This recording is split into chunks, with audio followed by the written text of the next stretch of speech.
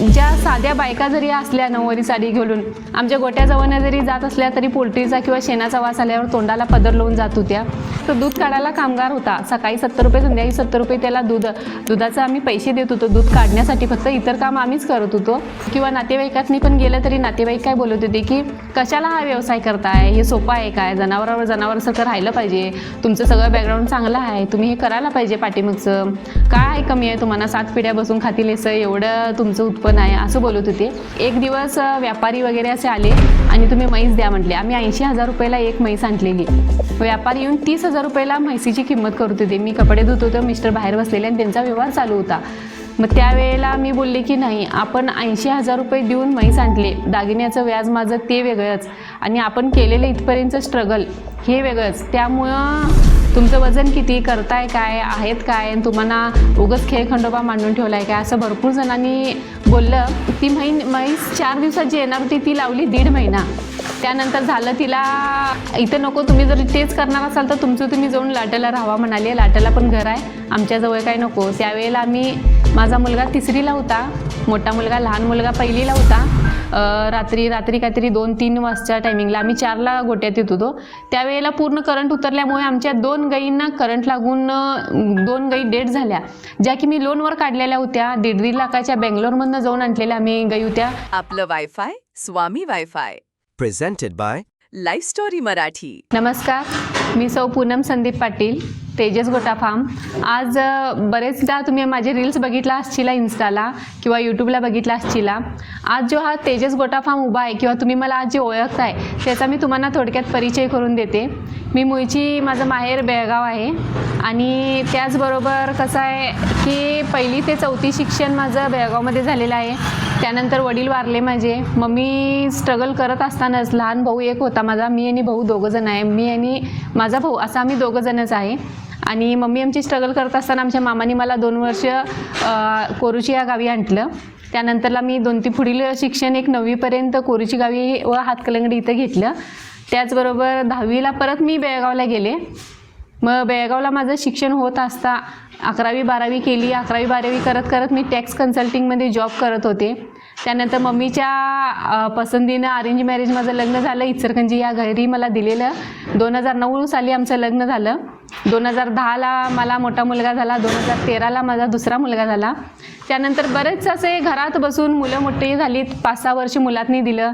पण चूलमूल मला करायचं नव्हतं. स्वतः काहीतरी स्वतःच्या पायावर उभं राहायचं होतं. स्वतःचं काहीतरी अस्तित्व निर्माण करायचं होतं. त्यासाठी मी धडपडत होते. असंच धडपडत असताना मी 1 वर्ष नोकरी देखील केले. मुलं सांभाळत, घर सांभाळत, सासू सासरे होते. पण मला नोकरीत काही समाधान नव्हता. मला स्वतः उद्योजक बनायचं होता. दुसऱ्याच्या हाताखाली कामगार म्हणून मला ते कधी माझ्या मनाला मान्यच झालेलं नाही. त्यावर मग आम्ही एक मस घेतली. अब्दुल्लाट या गावी आलो, कारण अब्दुल्लाटमध्ये आमचा थोडी शेती पण होती, आमची पोल्ट्री पण आहे. हे व्यवसाय करत असताना लोकांनी भरपूर तुच्छ लेखला म्हणा. 2019 साली मी इकडे आलो. तुच्छ लेखत असताना, रस्त्यानं जात असताना हे काय गोटा करतात, गोटा करणं सोपं नाही, किंवा म्हशीबरोबर म्हैस, जनावराबरोबर जनावर व्हायला लागतंय आणि ह्यांना काही हे जमणार नाही असं लोक बरेच बोलत होते. पण त्यातून पण आम्ही की नाही बाबा, ह्यांनी काहीतरी चुकीचं आपल्याला बोलायला लागलेत म्हणून आम्ही न खचता, माझ्या मिस्टरांचा तर मला सपोर्ट होताच, पण ज्या साध्या बायका जरी असल्या नऊवारी साडी घालून आमच्या गोट्याजवळ जरी जात असल्या तरी पोल्ट्रीचा किंवा शेणाचा वास आल्यावर तोंडाला पदर लावून जात होत्या. मग हे जर ह्या बायकांची मानसिकता बदलली नाही, आपण हा दुग्ध व्यवसाय करतोय किंवा शेती करतोय, हा जर आत्ताच्या येणाऱ्या पिढीला जर ते कळालंच नाही तर मग तिने करणार कसं, पुढं जाणार कसं. या निमित्ताने मी फॅशन शोमध्ये ज्या वेळेला मी फॅशन शोमध्ये भाग घेतले त्या वेळेला मी स्टेजवर, मी एक दुग्ध व्यावसायिका आहे, शेतकऱ्याची बायको आहे, हे मला सांगायला कधीही लाज वाटली नाही. उलट मला अभिमान होत गेला आणि ह्याच गर्व बाळगून मी आज तुमच्यासमोर इथं उभी आहे की जेणेकरून 4 लोक मला ह्या व्यवसायावर ओळखतात. मी शेणघाण काढलो म्हणून मॉडर्न राहायची काही सोडलो नाही, किंवा मॉडर्न राहतोय म्हणून शेणघाण काढायचं मी सोडलं नाही. जो हा व्यवसाय आहे, म्हणजे आपण कोणतंही काम करू, आपण काम करत असताना आपल्या कामाला हा उच्च दर्जा दिला पाहिजे कधी पण कुणीही. आणि येणारी जी पिढी आहे त्यांना आम्ही चांगले सल्ले देतोय, किंवा ह्या व्यवसायात जो कोण करणार असेल त्यांना विनामूल्य आम्ही माहिती पूर्णपणे देतोय. जेवढा होता होईल तेवढा आम्ही आधुनिक पद्धतीनं हा गोटाचा व्यवसाय चालू केलेला आहे. तंत्रज्ञान वापरलेलं आहे. म्हशीचं मशीननं दूध काढायचं, गाईचं सुद्धा मशीननं दूध काढायचं, मुक्त गोटा वापरायचा. हे म्हणजे कमी वेळेत आपण सकाळी 2 तास संध्याकाळी 2 तास देऊन पार्ट टाईम जॉब म्हणून पण करू शकतोय. इतर वेळेत 10 ते 5 आपले छंद पण जोपासू शकतोय, आपल्या परिवाराला टाईम देऊ शकतोय. हा इथपर्यंत येण्याचा प्रवास काय सोपा नव्हता. ऊन वारं पाऊस आम्ही कधीच बघितला नाही, कारण दिसतो एवढा व्यवसाय सोपा पण नाही आहे आणि ह्या व्यवसायासारखा समाधान पण कुठं नाही आहे. असंच करत आम्ही आजपर्यंत इथपर्यंत घडत आलेलो आहोत.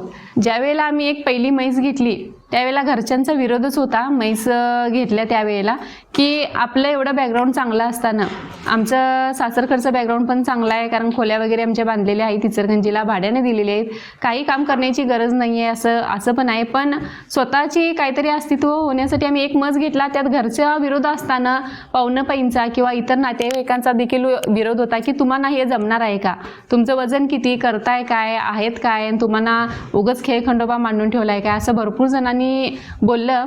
पण तरीही त्यांच्याकडे लक्ष न देता दूध काढण्यापासून सुरुवातीपासून आम्ही जे एका म्हशीवर दूध काढायला पहिला शिकलं गेलं. एका म्हशीला पहिला कामगार होता आमच्यात दूध काढायला, फक्त दूध काढायला कामगार होता. सकाळी 70 रुपये संध्याकाळी 70 रुपये त्याला दुधाचं आम्ही पैसे देत होतो दूध काढण्यासाठी, फक्त इतर काम आम्हीच करत होतो.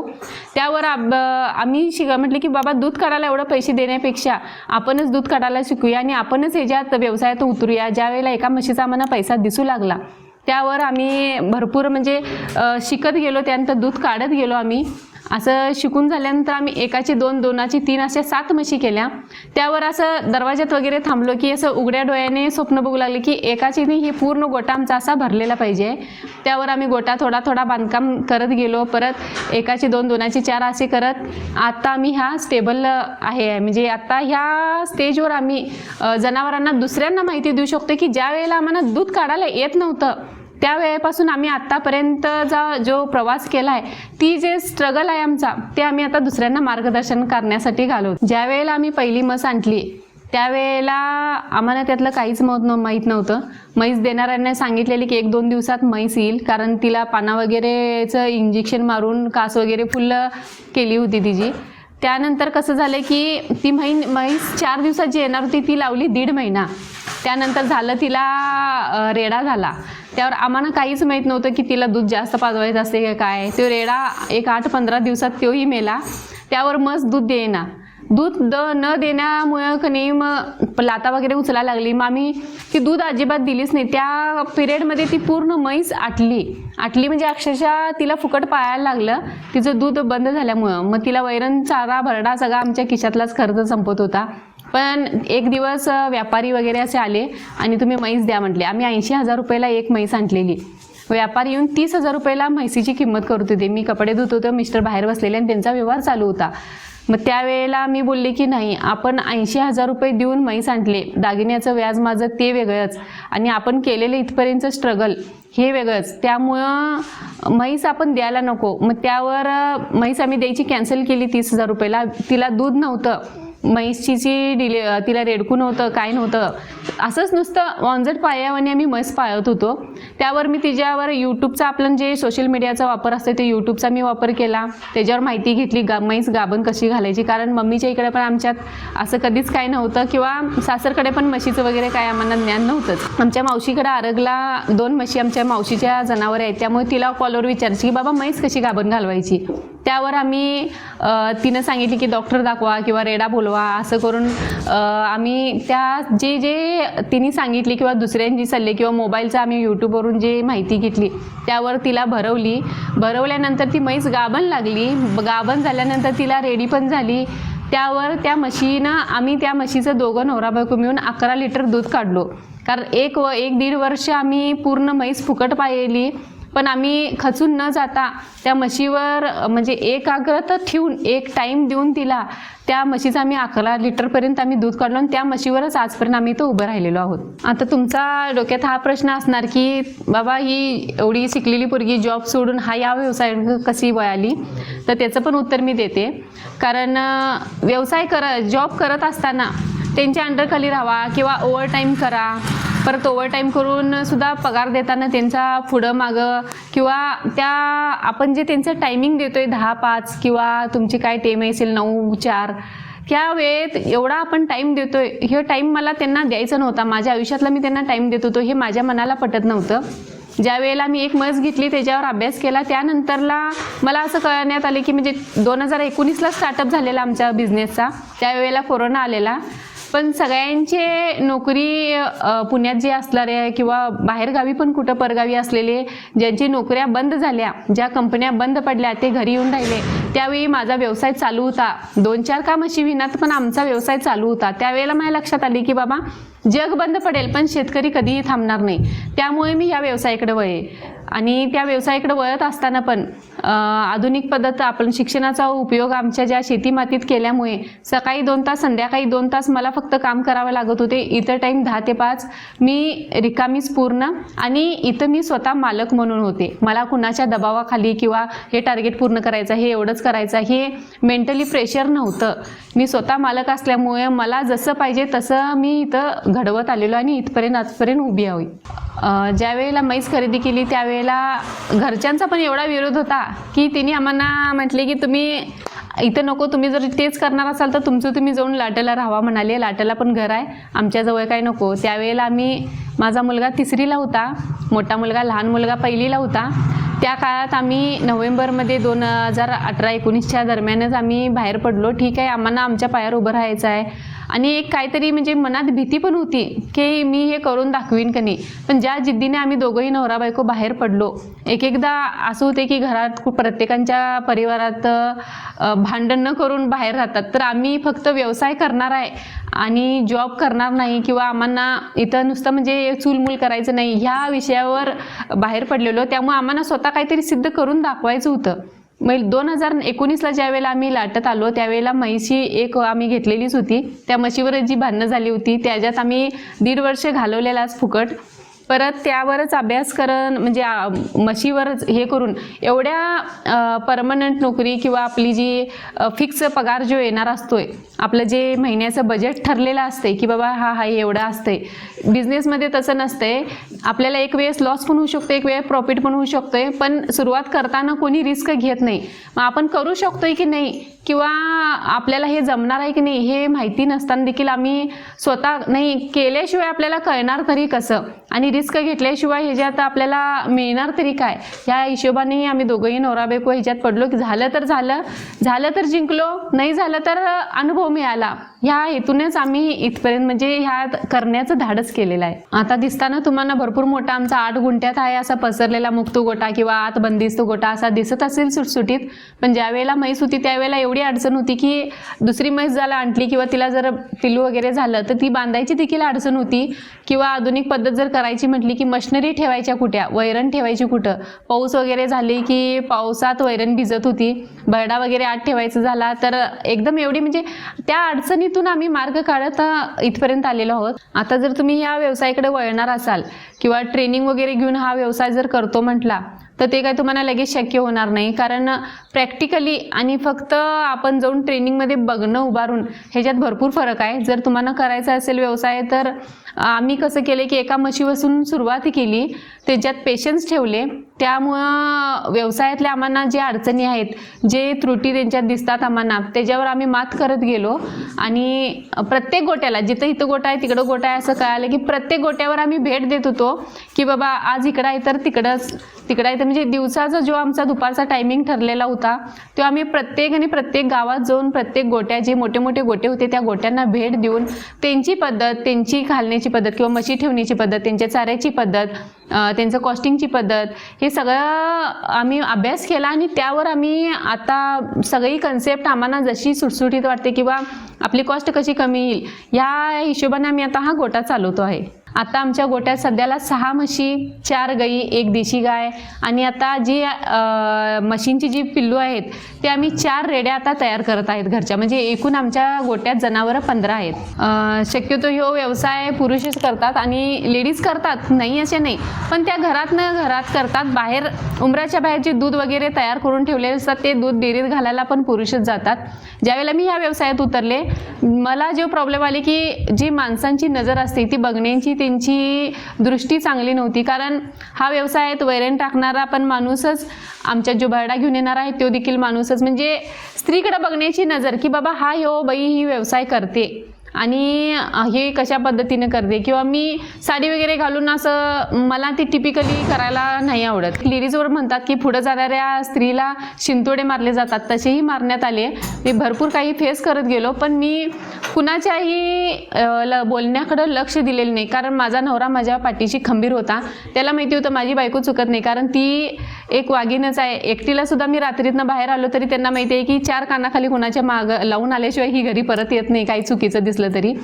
ह्या सगळ्या जे लेडीज यावेळेला एखादी व्यवसाय चालू करते आणि ते बी पुरुषाच्या खांद्याला खांद्या लावून करते, त्यावेळेला दुसऱ्या पुरुषांची किंवा महिलांची सुद्धा बघण्याची दृष्टिकोन बदलते की बाबा ही अशी करते तशी करते, गाडी मारते. ज्या वेळेला नवरा, जर आपण सपोज नवरा कुठंतरी कमी पडत असेल तर त्याला खांद्याला खांदा लावून बाईने त्याला जाऊन सपोर्ट दिलं, म्हणजे संसाराची दोन्ही चाकं आपली सरळ जातात. त्यामुळं मला लाज किंवा काय तुम्ही काय बोलताय किंवा दुसरी लोक काय बोलतील ह्याचं मी कधीच काही विचार केला नाही. मला माझा नवरा सपोर्ट करतोय ना तेवढंच मी विचार करत गेले. किंवा असंही बोललं गेलं की ही गोटाही करते आणि पॅन्ट शर्ट घालून बाहेर गाडीही मारते, किंवा रॅम्पवर ही शॉर्ट ड्रेस घालून सुद्धा वॉक करते. मला माझी आवड जपायची होती, मला इतरांचं काहीही पडलेलं नव्हतं. कारण जे जीवन एकदाच मिळतंय आणि ते मला ह्या आयुष्यात पुरेपूर जगायचं आहे. त्यामुळे मी कधीही लक्ष दिलेलं नाही कुठल्याही गोष्टीचं, आणि त्यामुळे मी हे जीवन जगत आहे, लोकांच्या गोष्टीकडे लक्ष देत नाही म्हणून. आता कसं आहे की जे टोमणे मारत होते किंवा जे मला तुच्छ लेखत होते, किंवा इवन मी फॅशन शोला जरी गेलो तरी तिथल्या ज्या महिला आहेत त्या विचारणार की कोणीतरी सॉफ्टवेअर इंजिनियर असणार, कोणतरी त्यांच्या क्षेत्रात जे असतात नोकरी जॉबवाले, पुण्याला आहे मी किंवा मुंबईला आहे असे बोलणारे पण असतात. पण त्यांनी जर माझी चौकशी केली तुम्ही काय करताय मॅडम म्हटल्यावर मी बोलणार की माझा गोटा आहे गाई म्हशींचा, शेणघाण काढून मी इथपर्यंत आले. त्यावेळेला त्यांची बघण्याची जी दृष्टिकोन माझ्याकडे होती ती मला म्हणजे असं तुच्छ लेखत होती. पण त्यांच्या नजरेनं मी कधीच खचत पण गेलो नाही, किंवा ते मला उलट प्रोत्साहन करत गेलो की बाबा ही मला अशी बघते, उद्या मला ही जी बघण्याची नजर वेगळी असेल. किंवा नातेवाईकातनी पण गेलं तरी नातेवाईक काय बोलत होते की कशाला हा व्यवसाय करताय, हे सोपं आहे काय, जनावरांसारखं राहिलं पाहिजे, तुमचं सगळं बॅकग्राऊंड चांगलं आहे, तुम्ही हे करायला पाहिजे, पाठीमागचं काय कमी आहे, तुम्हाला 7 पिढ्या बसून खातील असं एवढं तुमचं उत्पन्न आहे असं बोलत होते. पण ज्या 7 पिढ्या जे कमवून ठेवलेल्या आहे, स्वतः कमवून घेणं वस्तू तो आनंद वेगळा असतोय, आणि इतरांनी कमवून ठेवलेला ते उडवणं तोही आनंद वेगळा असतोय. कारण लोक दोन्ही तोंडानं बोलतात.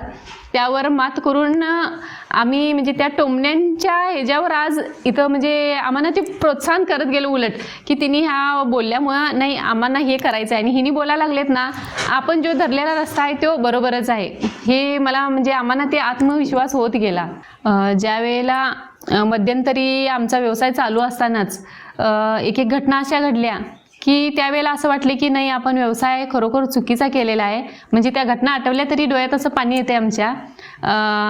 पूर्ण जो पावसाळा होता, आपल्या पूर वगैरे आलेले होते आणि गोट्यात आमच्या लाईट गेली, म्हणजे लाईटिंगचं करंट पूर्ण गोट्याला उतरला होता आणि आम्ही घरी होतो. रात्री काहीतरी 2-3 वाजच्या टायमिंगला आम्ही 4ला गोट्यात येत होतो. त्यावेळेला पूर्ण करंट उतरल्यामुळे आमच्या 2 गायींना करंट लागून 2 गायी डेड झाल्या, ज्या की मी लोनवर काढलेल्या होत्या. 1.5 लाखाच्या बेंगलोरमधनं जाऊन आणलेल्या आम्ही गायी होत्या. एकदम 3 लाखाचं आमचं नुकसान झालं. लोन तर चालूच होतं, व्याजदर पण त्याला चालूच होता, कारण गायी वारल्यामुळे. आणि मेन म्हणजे महत्त्वाची गोष्ट म्हणजे त्यांचा इन्शुरन्स संपून 2च दिवस झाले होते आणि तेवढ्यात आमच्या गायी डेड झाल्या. तरी पण आम्ही असं वाटलं की त्यावेळेला की नाही बाबा हा व्यवसाय बंद केला पाहिजे आणि आपण कुणाच्या तरी जॉबला जाऊन महिनाभर ठीक राहून दे, महिनाभर त्यांच्याकडे काम करून पगार घेऊन घरी आलेलं बरं, टेन्शन नाही असं वाटलं. पण आणि थोडे दिवसांनी वाटले की नाही या पुढं चालत जाणार म्हटल्यावर कुठंतरी हायवेला स्पीड ब्रेकर असतोय, असा आमचा एक स्पीड ब्रेकरच आहे. पण गती धरायची म्हटल्यावर हेला आव्हानाला प्रत्येकाला स्वीकारायलाच पाहिजे. जे आहे त्याला आम्ही स्वीकारत कधी मिस्टर मला सपोर्ट करा म्हणजे आधार द्यायचे किंवा मी त्यांना आधार द्यायचे कधीतरी खचलो तर. ह्या अशा अडचणीतनं आम्ही मात करून आज हा व्यवसाय आम्ही उभा केलेला आहे. आता लोकांच्या मनात विचार हे पण येत असेल की जॉब करत असताना आणि व्यवसाय करत असताना तुम्हाला ह्याच्यात फायदा आहे की ह्याच्यात फायदा आहे असं वाटत असेल तर जॉब जो करत असते तर मी तेवढ्या चौकटीतच राहिले असते, मर्यादित सीमेतच मला ओळखले असते किंवा मर्यादित सीमेमधले जेवढे लोक आहेत एखादी कंपनीमधले तेवढ्याच लोकांची मी कनेक्ट राहिले असते. ज्या वेळेला तेजस गोटा फार्म आम्ही चालू केला एका म्हशीपासून, तो अनुभव घेत चुकत शिकत मी पूर्ण गावोगावी देखील आम्ही ज्या वेळेला आमचं आता तरी काही रील्स व्हायरल आहेत त्यामुळे ओळखतातच, पण ज्या वेळेला नव्हते त्यावेळेला पण गावोगावी फिरून लोकांशी कनेक्ट होत गेले आणि अगदी तळागाळातल्या मातीतली लोक जी होती त्यांना देखील आम्ही भेटत गेलो.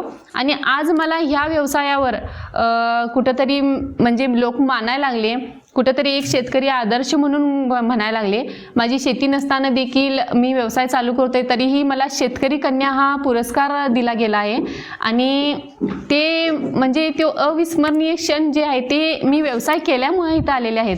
कारण हा व्यवसाय करतोय म्हणताना मला आज शूटला बोलवतात कुठं, किंवा आपले इतर जे टी व्ही चॅनल्स असतात किंवा इथं बाकीचे जे आपले इन्स्टाचे वगैरे व्हिडिओज असतात त्याच्यावर आमची येऊन मुलाखत घेतली जाते. हे मी मिळवलो नसतो कधीच. ज्या वेळेला सुरुवातीला आमचा पहिलं बिल आलं, आपण जॉब करत असतो त्यावेळेला महिन्याला बिल येतं आहे. आमच्या व्यवसायाला, दुधाच्या व्यवसायाला महिन्यातून 3दा बिल येतात आम्हाला, म्हणजे 3दा पगार येतात. आणि ज्यावेळेला पगार येत गेला म्हणजे ते 10 दिवसाला बिल येत गेलं त्यावेळेला इतका आनंद होत गेला की आज एवढं आले, उद्या एवढं आले, म्हणजे 20व्या दिवशी 30व्या दिवशी एवढं आले. मी ह्यो जो येणारा पैसा असतोय तेव्हा मी बाहेर म्हणजे असं आपल्याला पहिला पगार आहे आज इकडे खर्च करूया तिकडे खर्च करूया असं वाटत होतं. पण आम्ही व्यवसायात पहिला पगार आहे नाही आज गोट्यात ही आणायचं आहे, दुसरा पगाराला हा आज गोट्यात ही आणायचं आहे. म्हणजे बिल्लाला प्रत्येक बिलाला जे इन्कम येत होतं ते आम्ही पूर्णपणे गोट्यातच इन्क्लुडिंग केलेलं आहे. 4 वर्ष आम्ही दोघं नवरा बायकोनी सुरुवातीचे जे व्यवसायाचे आमचे 4 वर्ष होते ते 4 वर्ष आम्ही काहीही खरेदी केली नाही. मुलांच्या शिक्षणाव्यतिरिक्त आम्ही कुठेही खर्च केला नाही किंवा मुलांचे कपडे असून देत, स्कूल बॅग असून देत, कुठेही म्हणजे मी माहेरी जरी गेले, माझा आई किंवा भाऊ आता चांगल्या उद्या नोकरीवर आहे, त्यांनी जरी कपडे वगैरे घेतो म्हणते तरी नाही मला त्यांना कपडे राहून देत, तू स्कूलचे कपडे घेऊन देते ना, असे दिवस आम्ही काढलेले आहेत. त्यावर आम्ही असं म्हणजे जे येणारा इन्कम जो आपल्या व्यवसायातनं जो इन्कम होतोय ते आम्ही ह्या गोट्यात इन्व्हेस्ट करत गेलोय, म्हणून आज आमचा गोटा 8 गुंठ्यात पसरलेला दिसतोय तुम्हाला. या व्यवसायात जे आधी आमच्यावर टीका करत होते तीच लोक आज आमचा गोटा बघायला येतात किंवा आमच्याकडनं मार्गदर्शन घ्यायला येतात की आज तुमच्यांना वेळ आहे काय, किंवा आताही अजून पण म्हणजे कालपर्यंतची गोष्ट सांगते की कॉल येतात आम्हाला त्यांचेच की तुम्हाला टाईम आहे काय, आमचा ह्यो पाहुणा भेटायला येणार आहे, तुम्हाला तो पाहुणा भेटायला येणार आहे. मग ज्या वेळेला जर तिने टीका केल्या म्हणून आम्ही थांबलो असतो तर आज ती लोक आज आम्हाला कॉल करून आमचं टायमिंग घेतले नसते. हे आजपर्यंत आम्ही त्यावेळेने आत्ताच्या दिवसामध्ये मिळवलेलं आम्हाला यशच आहे. ज्या वेळेला आम्ही हा आता गोटा सेट झाला आमचा प्रॉपर 1 वर्षामागं आम्ही आमचं जे आहे रिअल आहे ते रीलमध्ये येत होतं. आम्हाला डान्सची आवड असल्यामुळं आम्ही टेप आमच्या गोट्यात पहिल्यापासूनच होता. ज्या वेळेला टीका टिप्पणी करत होत्या की गोट्यात कोण टेप लावते काय, टी व्ही पण आणून बसवशीला उद्या, तर आमची इच्छा झाली तर टी व्ही पण आम्ही आणून बसवेन. कारण जे टेप आम्ही लावून डान्स वगैरे करतो किंवा काय म्हणजे मिस्टर पण डान्स करतात, मुलंही डान्स करतात, ते कधीतरी कॅप्चर करून आम्ही सोशल मीडियावर अपलोड केलं. ते अपलोड केल्यावर एवढं व्हायरल होत गेलं म्हणजे लोकांना आवडत गेलं. त्याच्यात कमेंट्स यायला लागले की ताई अशा मुलीने आजकालच्या शिकायला पाहिजे, आज करत नाहीत. की त्यावेळेला आम्हाला हे पण कळाले की महाराष्ट्रात किती गरज आहे किंवा इतर राज्यात सुद्धा किती गरज आहे की जे आत्ताची पिढी आहे, येणारी युवा पिढी ह्या व्यवसायाकडे वळत नाही आहे. त्यांचे कमेंट्स बघून काही निगेटिव्ह कमेंट्स पण आले, पण आम्ही त्यांच्याकडे इग्नोर केलं. पण जे कमेंट्स आम्हाला चांगले येत होते त्यांना एवढं भावूक केलं की आताची जी पिढी येणार आहे त्यांना आम्ही प्रोत्साहन करतोय. किंवा स्कूलमधून सुद्धा मला कॉल येतात की मॅडम तुम्ही एक शेतकऱ्यांविषयी किंवा काय शेतीविषयी किंवा गोटा व्यवसायाविषयी आमच्या मुलांना मार्गदर्शन कराल का. मग आम्हाला ते असं भावूक होत गेले की बाबा आज आम्ही एखाद्या स्कूलमध्ये इंग्लिश मिडियम असून दे किंवा मराठी मिडियममध्ये असून दे आमचं लेक्चर तिने ठेवतात किंवा एखादा आवर्जून पालकांना देखील बोलवतात तिने की तुम्ही ह्या महिलेचं तुम्ही ऐकायला या यशोगाथा म्हणून.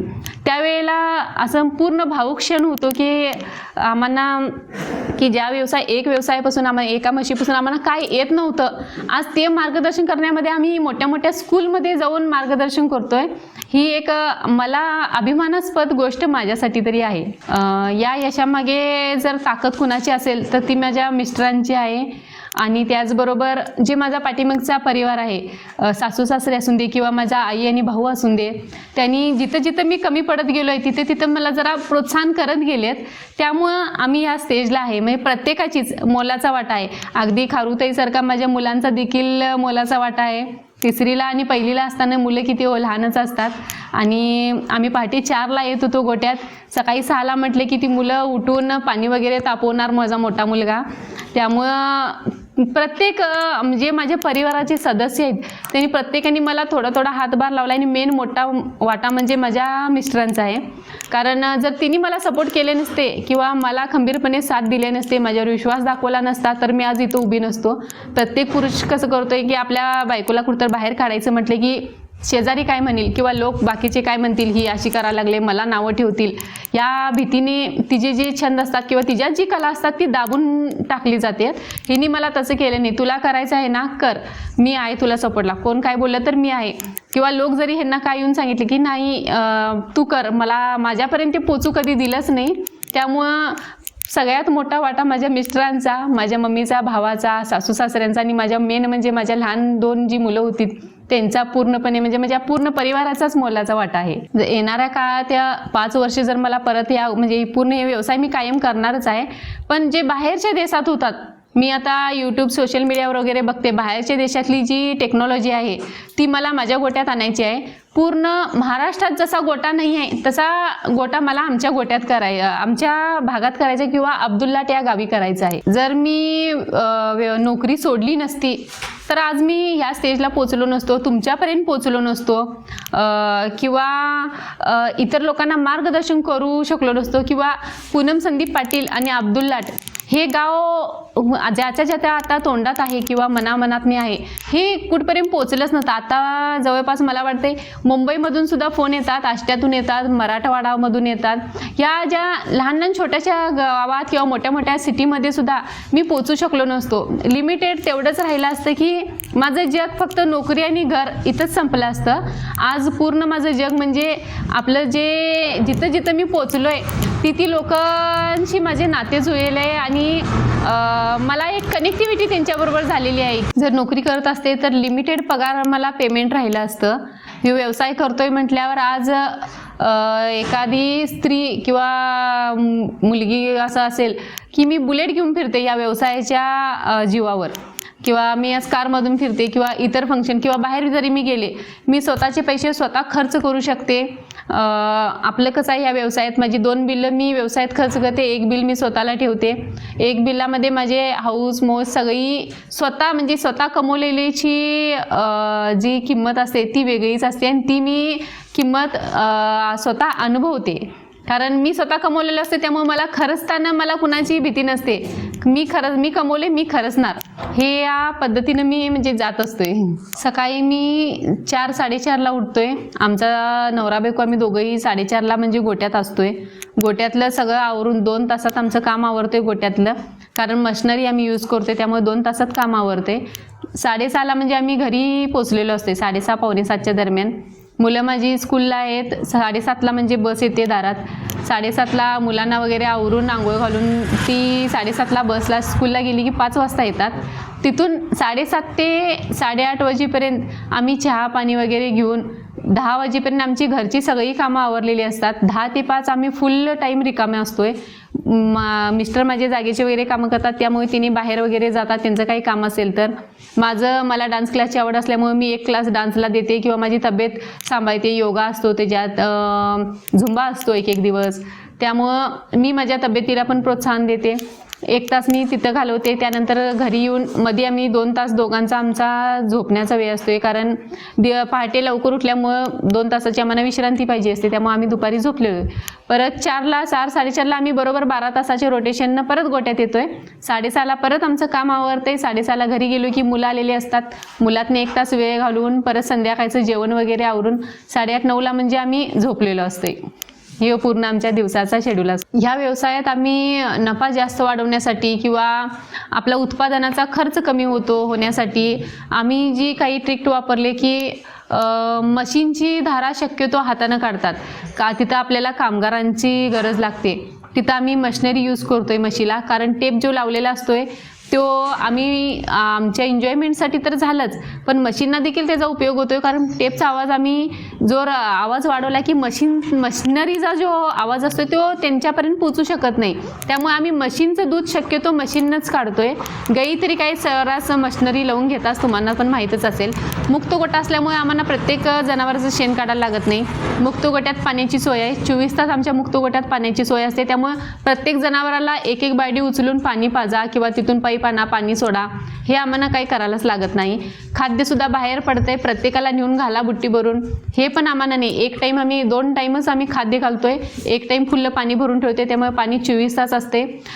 हे ज्यामुळं काय होते, आपलं श्रम पण कमी होतंय आणि टाईम पण बचत होते आणि आपल्याला गोट्यात आले की गोट्यात काम केल्यासारखं पण वाटत नाही. प्रत्येक महिलेच्या अंगात काही नाही काहीतरी कला असतातच, फक्त त्या घाबरून काहीतरी बोलत नाहीत आपल्या मिस्टरांना किंवा लोक काय म्हणतील ह्या गोष्टींना देखील पुढे येत नाहीत.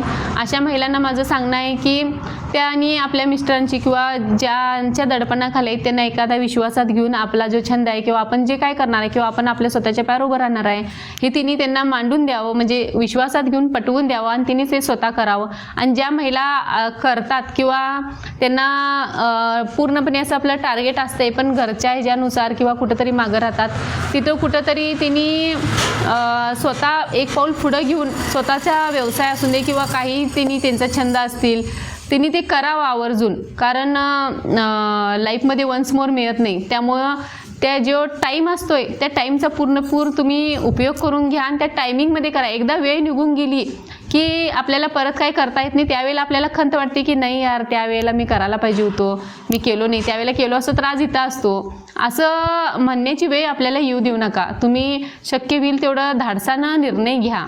ज्या वेळेला आम्हाला मोठे मोठे अडचणी येत गेले किंवा इथून पुढे देखील येणार असेल त्यावेळेला मी असं म्हणते की माझ्यात काहीतरी गट्स आहेत, म्हणताना मला अडचणी येतात, मी ते करू शकतोय आणि त्याला फेस करू शकतोय, त्यामुळेच मला ही अडचण आले, हे एकच आम्ही म्हणजे माझं वाक्य असते. गोटा चालू करून आम्ही नुकतेच 2-3 वर्ष झालेले. त्यावर सकाळी पेपरला ॲग्रोवनच्या वगैरे लेख आला आमचा, त्यावर रोटरी क्लबचा ज्यावेळेला आम्हाला पुरस्कार जाहीर झाला, सासरे आमचे थोडे नाराज होते सुरुवातीला काढल्यामुळं, म्हणजे घरही व्यवसाय करणार त्यामुळं. ज्या वेळेला रोटरी क्लबचा अवॉर्ड झाला त्यावेळेला त्यांना तिथं बोलवलं आम्ही की आम्हाला असंच अवॉर्ड जाहीर झाला आहे. त्यावेळेला तिने आले, त्यावेळी जो पुरस्कार आम्ही घेताना जो अभिमान आम्हाला वाटत होता त्यावेळी घरी नेले, तिने पेढे वगैरे चारवले, तो सर्वात भावूक पण होता क्षण आणि त्यावेळेला अभिमान पण वाटला की आम्ही काहीतरी करून दाखवलो बाबा, की ज्या जिद्दीनं आम्ही बाहेर पडलेलो ती जिद्द मी आज साक्षात पूर्ण केली. अक्षरशः असं म्हणजे डोळ्यात आमच्या दोघांच्याही नवरा बायकोंच्या पाणी येत होतं की आपण काहीतरी मिळवलंय, हे म्हणजे तो पूर्ण क्षण अविस्मरणीय होता. जी लोक म्हणतात की आपल्याकडनं काही होणार नाही किंवा होणार नाही म्हणूनच घरी बसतात, तसं करण्यापेक्षा तुम्ही होतंय तरी काय बघूया हे बघूनच करायला पाहिजे, की नाही झालं तर ठीक, नाही झाला तर अनुभव. ह्याच्यासाठी म्हणजे तुम्ही एकदा करून तरी पाहिजे, करून बघितल्याशिवाय तरी तुम्हाला कसं कळणार ना, होणार नाही म्हणूनच बसला तर कळणार कसं पुढं काय होतंय की नाही. त्यामुळे रिस्क घ्यायला पाहिजे आयुष्यात. यश मिळवण्यासाठी महत्त्वाचं म्हणजे मेहनतीपेक्षा धाडसच महत्त्वाचं आहे. कुठल्याही क्षेत्रात आपण जोपर्यंत धाडस करत नाही तोपर्यंत आपल्याला यश मिळत नाही, हे माझं तरी मत आहे. जेवढा जितका मोठा व्यवसाय दिसतो तितका मोठा अडचणी देखील येतात, कारण महिन्यातून येतात 3 बिल, 2 बिलं त्यांना खाद्याला वगैरे संपतात. एक बिलामध्ये कधी कधी एखादं जनावर सिरियस असेल किंवा काहीतरी त्याला ताप वगैरे आले असेल, त्यातलं आपल्या जे बिलातलं आहे ते आपल्या खिशातलंच त्यांना जातात की दवाखान्याचा खर्चा वगैरे. त्यावेळेला आपलं जे मंथली जे शेड्यूल असते त्यातलं जरा विस्कळीत होते. अशा फेसला देखील अशा अडचणींना देखील फेस करावं लागतंय आम्हाला.